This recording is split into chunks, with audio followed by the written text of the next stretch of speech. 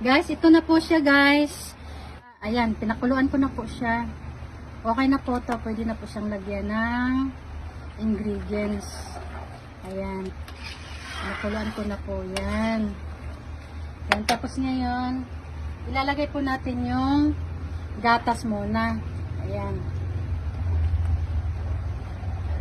Condense po.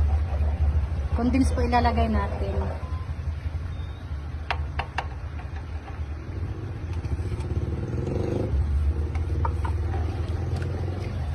Sunod naman po, sabay-sabay na po natin yung ingredients niya. Kasi okay naman yung gata. Ito. Kernel corn po. Yan.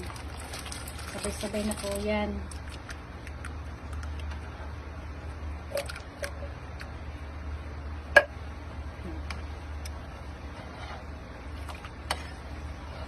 Lagyan po natin ng kalahati lang po na sukal dito.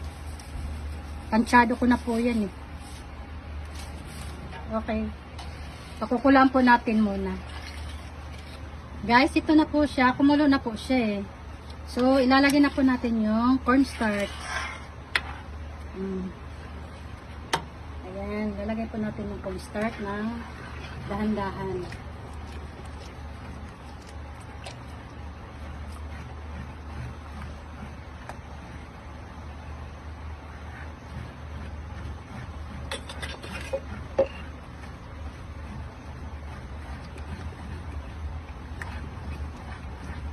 Ayan na po siya.